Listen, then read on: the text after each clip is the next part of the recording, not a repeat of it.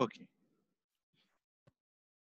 So in case you have a problem with regard to the product quality, see in this case, the problem is if the patient doesn't recover or it takes a lot of time to recover, then you cannot attribute the problem to a particular agent.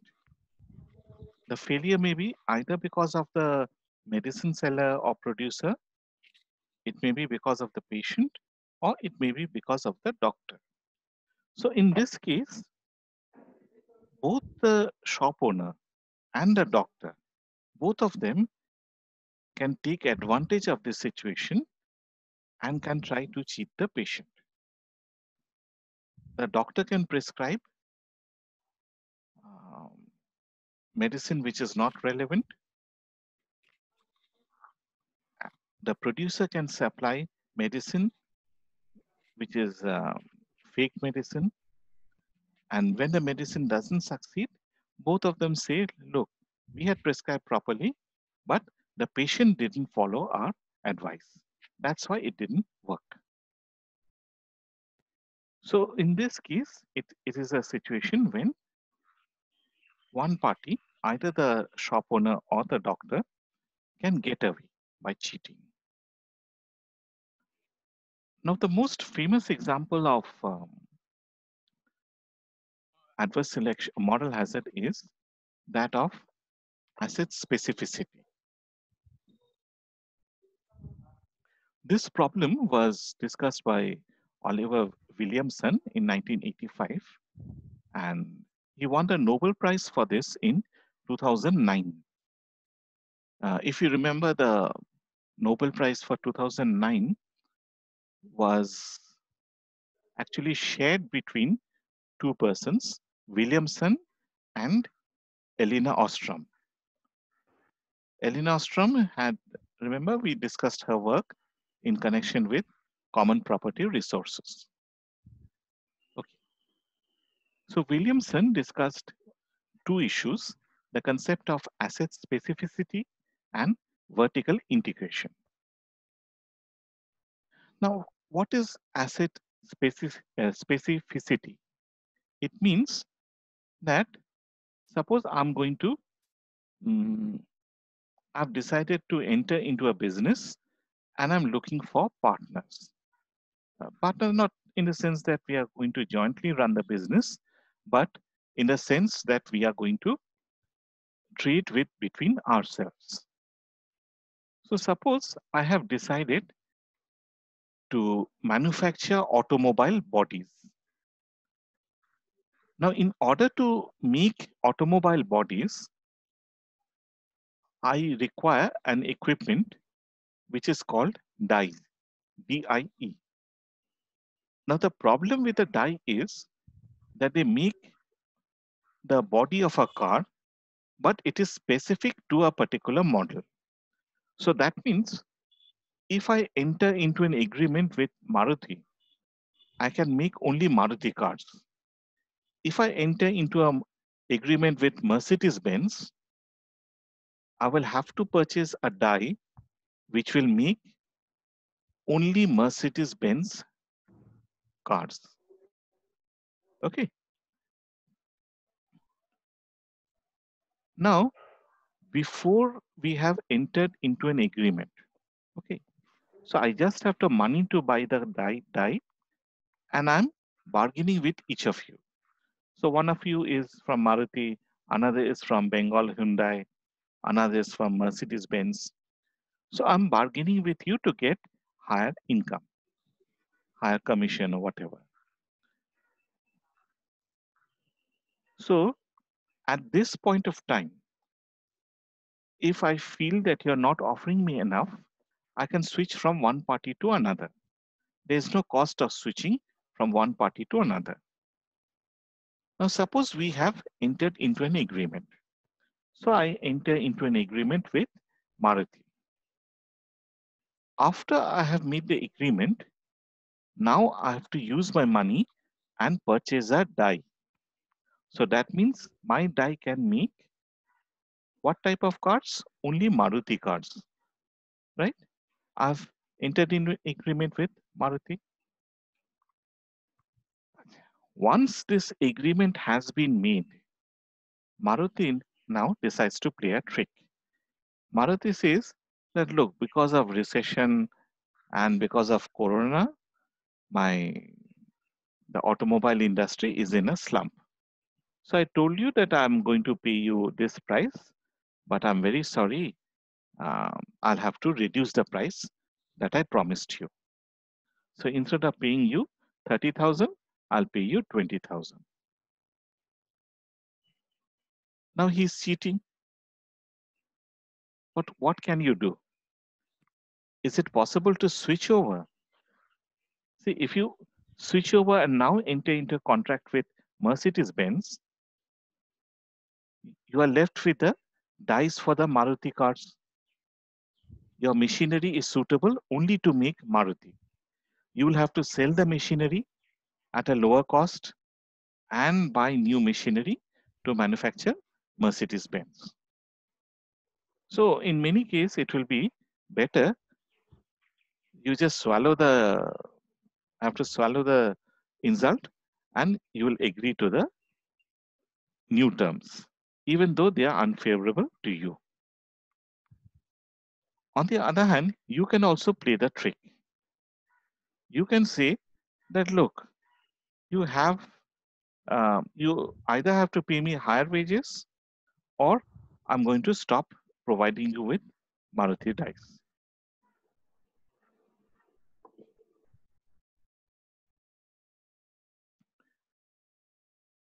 In this case, the Maruti person knows that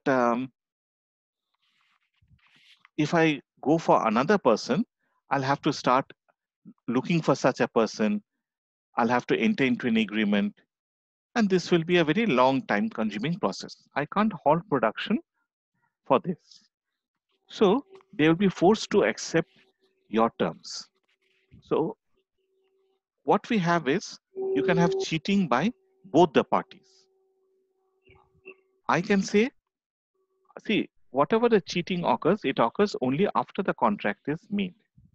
I can say that, look, you either give me higher payment, while Maruti can say, look, you'll have to accept a lower price. So in this case, what happens is it's very unlikely that we are going to enter into an agreement. It's safer not to trade with you. Similarly, you will also feel it's better not to trade with me. So a solution to this is vertical integration. So you approach me and tell me that, okay, don't be an independent supplier. Join my company. So I become part of your company.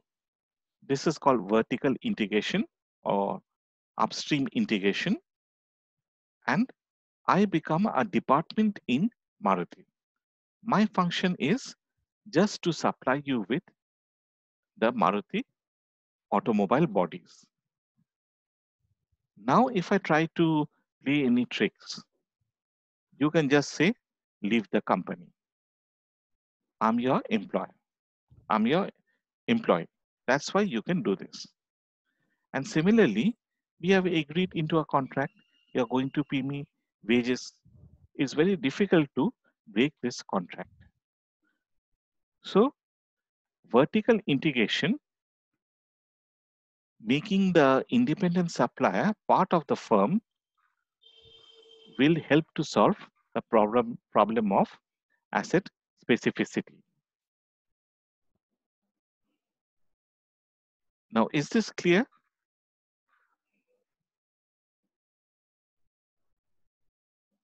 Yes, sir. Okay. Now the last slide, self-enforcing contracts. Now, this is actually a very complex literature around self-enforcing contracts, but I'm just going to give you the gist of it. See, remember when we started, we pointed out that the agent has a choice. He can either shirk S or he can work hard H. the principal doesn't know what the agent will do, right? But the agent knows whether he's shirking or he's working hard. In this situation, the principal can offer what is called a self-enforcing contract.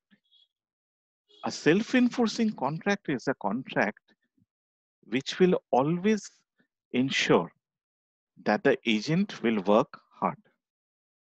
Okay. So the agent contract is designed in such a way that the agent still has the two choices. He either shirks or he works hard. But if he shirks, his payoff gets reduced. If he works hard, he has higher payoff. Now, how can he do so? See, the principal doesn't know how the worker is, what the worker has chosen. He tells the worker that you're going to get a salary, and at the end of the year, you're going to get a bonus. This bonus depends upon the outcome. So if I have high output levels, I'm going to give you bonus. Now, if you shirk, then output levels will be low, so you will not get bonus. But if you work hard, then it's likely that you are going to get a high level of output. In that case, you will be given a bonus in addition to your salary. So is it clear?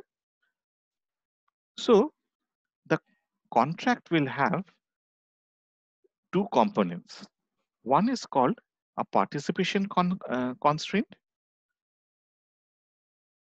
The salary, this implies that a salary must be such that the agent will accept to work for the person, work for the principal. In other words, if I say that, look, if you work for me, I will not pay you anything. Will the agent work? It's better for him to just sit and relax. So this is the participation constraint. The incentive constraint is the expected payoff to shirking is less than expected payoff to working hard. This will ensure that the agent will always work hard. So a self-enforcing contract is a contract which will satisfy both these constraints, participation constraint and incentive constraint. It will ensure. You please repeat participation constraint. Which one? Participation. Participation. Okay. Let's think of it in this way. You're working for Microsoft and I'm from IBM. So your current salary is 1 lakh. So if I offer you 90,000, will you work? No. Okay. So the salary that I offer you must be greater than what you're earning now, right?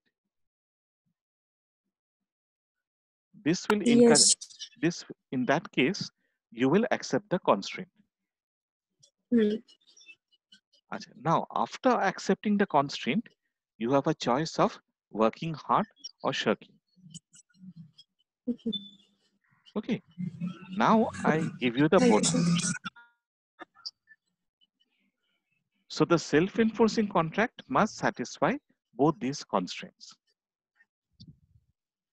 And this will ensure, one, that you accept the constraint, and two, that you work hard. You don't shirk or try to cheat me. Okay. Yes. So this is what we call what you need to know about moral hazard. In the next lecture, we are going to cover adverse selection. I'll start by distinguishing what is moral hazard and adverse selection, and then I'll discuss different types of adverse selection problems.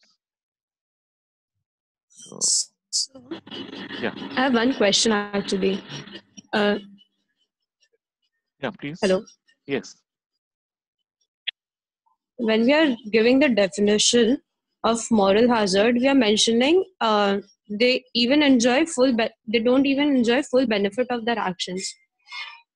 Like the last part of the Yeah. definition. Moral hazard is always negative, like which we think of as an examples. So from where does full benefit of their action come in? Full Okay. consequences is understood. Okay. You can think of it this in this way that again you have got two choices: working hard, that is doing the proper thing, or doing something else. Now, if you work hard, then the return to the principal will be very high. Okay, but suppose the contract has been designed in such a way. Well, let me think of it.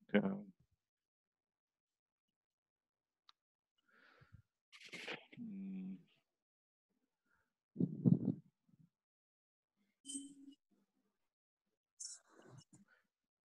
okay, it's better if you think of it from the opposite end.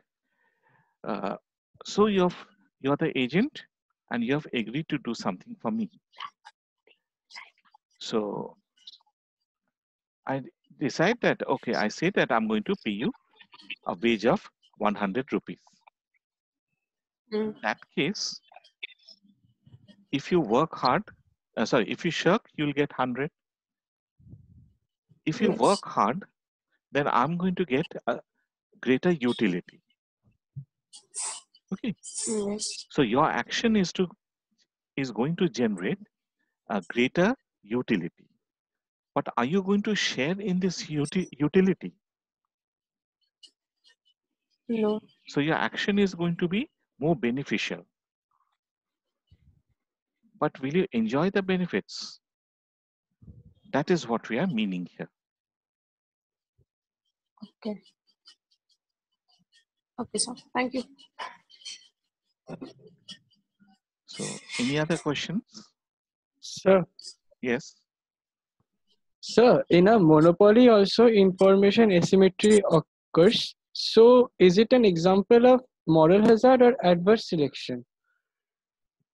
How does, why is there information asymmetry in a monopoly?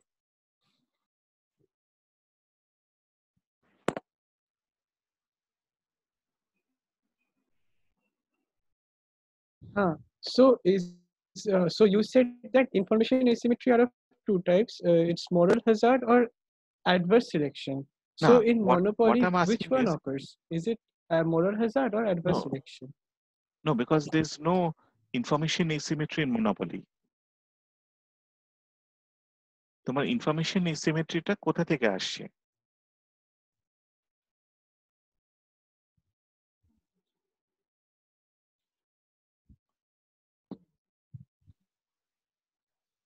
Price ডিসক্রিমিনেশনের কনটেক্সটে তো আসছে।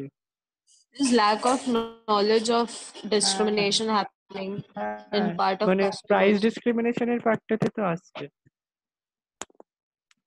Price ডিসক্রিমিনেশনের পার্টে আসছে। হ্যাঁ। না, সেখানে কি হচ্ছে, ধরো তোমার ওই হার্ডবাউন্ড বুকস আর, বা ঠিক আছে তুমি ওই প্রাইস ডিসক্রিমিনেশনটাই ভাবো, তোমার ফার্স্ট ক্লাস আর সেকেন্ড ক্লাস কোনটাতে তুমি যাচ্ছ? হ্যাঁ, এখানে কি হচ্ছে, the monopolist announces both the prices. First class এ গেলে you are going to get these facilities and this is the price that you have to pay. If you go second class, these are the price vector and these are the service vector. ঠিক আছে? So this is known to the consumer. Depending on his preferences, he chooses either first class or second class. So there's no asymmetric information over here. The consumer has complete information. Why the choice is different is you have two people with two different preferences. Similarly, if you look at the case of hardbound books and softbound books, those who have to buy the book now in elastic demand, they will buy the book now at a higher price. But the other people know that it will come out as a soft copy after 1 year and it will be at a lower price. So they will have to wait. But both the consumers knows that this is a hard copy with a high price. The soft copy is also going to come out.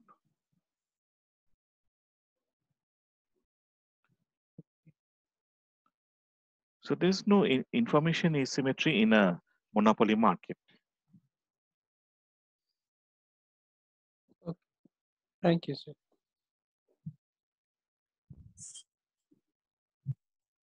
So the example of bank crisis that we considered, Yeah. in that case, we are just trying to explain the concept of limited liability, right? There's no moral hazard playing a role. Yeah, there is moral hazard. If you have limited liability, then you have moral hazard. If you have unlimited, How is that two connected? see, if you have unlimited liability, right? If you invest in risky assets, then you have to repay the customers. So that means if the asset fails, you have to bear the responsibility. Yes. Okay, but if you switch over to limited liability, in that case, you are not bearing the consequences of your action. You're investing in a risky asset. If it fails, it is the customer who has to bear the burden. You go away scot-free. You get the benefit, but don't share in the cost.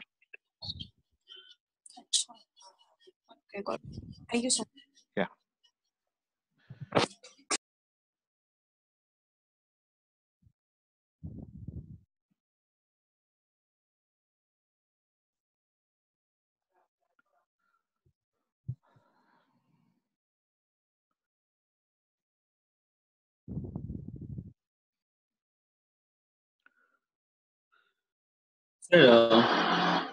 Incentive constant এটা বোঝা যায়?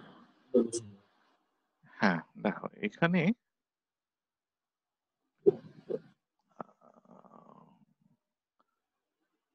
আমি white বোর্ডটা যাচ্ছি, একটু সুবিধা হবে।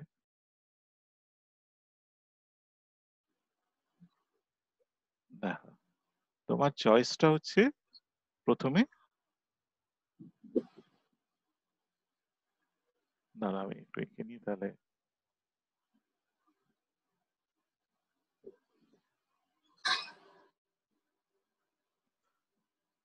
এটা হচ্ছে তোমার স্টার্টিং পজিশন, ঠিক আছে? আচ্ছা, তুমি ধরো এখন মাইক্রোসফটে কাজ করছে।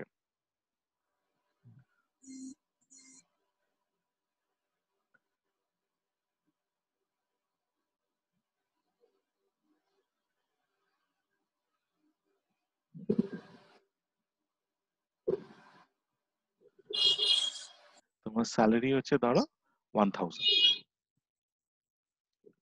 আচ্ছা, এইবারে হচ্ছে whether you will accept or not।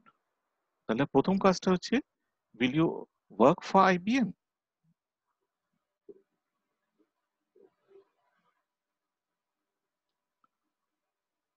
or you will not work for IBM? এইটা হচ্ছে তোমার চয়েসটা, ঠিক আছে? এইটা হচ্ছে তোমার, যেটাকে আমি বলছিলাম পার্টিসিপেশন কনস্ট্রেন্ট। আচ্ছা, এবার ধরো তুমি IBM এর কাজটা নিলে, তাহলে তোমার চয়েসটা হচ্ছে you will work hard or you will not work hard. You will shirk.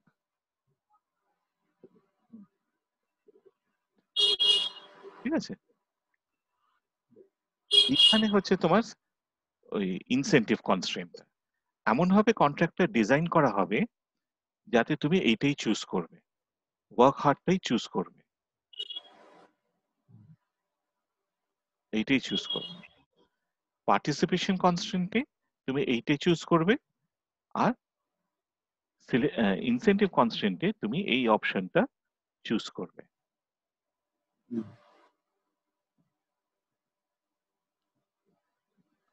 ঠিক আছে? আর এটা হচ্ছে পার্টিসিপেশন কনস্ট্রেন্ট।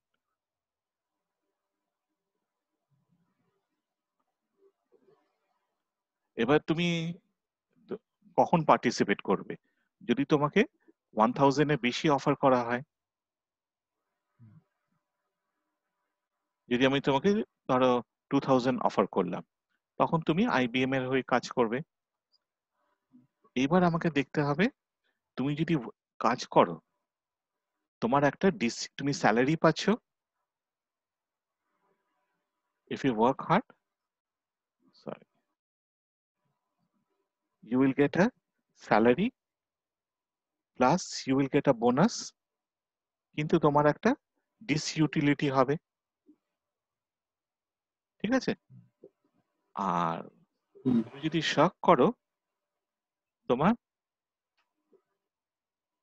স্যালারি হবে, বোনাস পাবে না, কিন্তু ডিসইউটিলিটিটা একটা পাবে। এইবারে আমাকে ইনশিওর করতে হবে যে এই অ্যামাউন্টটা ইজ গ্রেটার দেন দিস। যদি এরকম হয় তাহলে তুমি কি করবে? তুমি কি মন দিয়ে কাজ করবে না শক করবে? বাট স্যার, যে শক করবে তার ডিসইউটিলিটিটা কম হবে না? After all he isn't working as hard. Exactly. এসটা তোমার সেম, এই ডিটা তোমার কম হবে, কিন্তু তুমি তো বোনাসটা পাচ্ছ এখানে। স্যালারিটা বাদ দাও, বোনাস কম্পেনসেটস ফর দ্য ডিসইউটিলিটি। হ্যাঁ, স্যালারিটা বাদ দাও। হ্যাঁ, স্যালারিটা তো সেম। তোমার ধরো এখানে তোমার ডিসইউটিলিটি হচ্ছে ধরো 500, আর এখানে ডিসইউটিলিটি হচ্ছে 1000, কিন্তু আমি তোমাকে 2000 টাকার বোনাস দিলাম। ঠিক আছে? সো ইয়োর বোনাস ইজ, তুমি স্যালারি পাচ্ছ, বোনাস 2000, আর এটা হচ্ছে 500। ঠিক আছে? আর এখানে তোমার স্যালারি সেই এস থাকছে, ইউ গেট আ লোয়ার ডিসইউটিলিটি, ধরো 100। স্যার মাইনাস হবে না ওটা? সরি, মাইনাস হবে। ইউটিলিটিটা হ্যাঁ, মাইনাস হবে, কিন্তু আমি আর করতে পারবো না।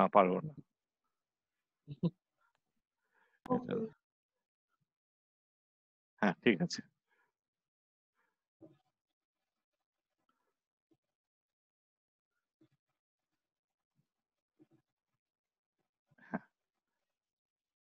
ঠিক আছে? এইবার তুমি কি করবে? It's better if you work hard.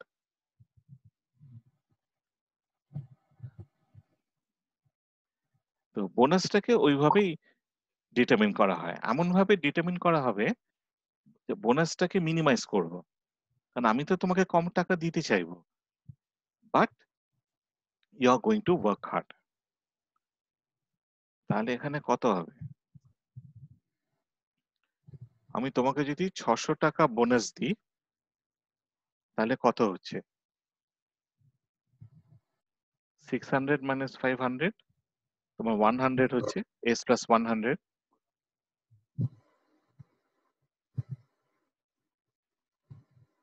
In fact তোমাকে 400 যদি বোনাস দিই, তাহলেই তুমি ইকুয়াল হয়ে যাচ্ছ, তাই না? তুমি ইনডিফারেন্ট হয়ে যাচ্ছ। মানে তোমাকে মিনিমাম 400 টাকা বোনাস দিতে হবে, তাহলে তুমি ইনডিফারেন্ট হবে। 410 টাকা দিলে ইউ উইল ওয়ার্ক হার্ড। আর স্যালারিটা কত হবে? it has to be minimum of 1000. Then you become indifferent. 1 টাকা বেশি দিলে you will work for IBM.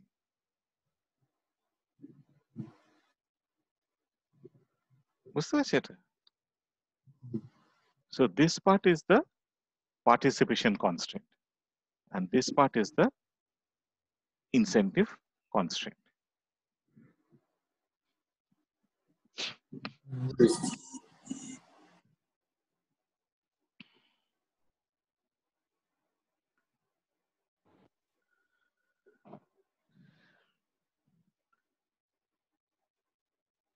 ঠিক আছে?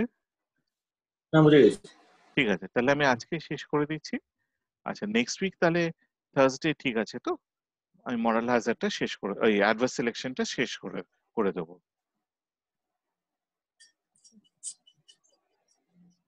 Thursday is okay for you?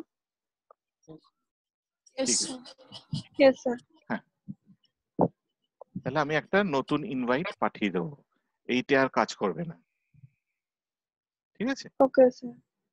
কিন্তু সেটা আবার রেকারিং হবে। থার্সডেতে যটাই মিটিং হবে you can use that password.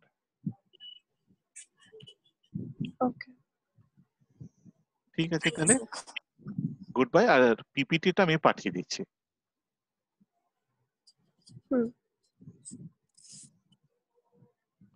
Thank okay, you.